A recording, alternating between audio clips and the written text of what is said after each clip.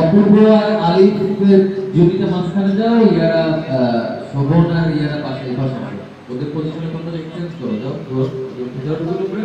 Yes আপনি এখানে আসো। ভাই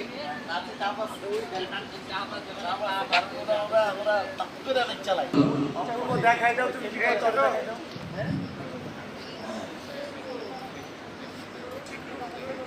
ওই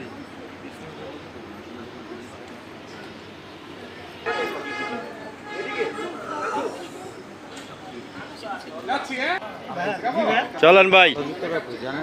হ্যাঁ রাখছি জানি যে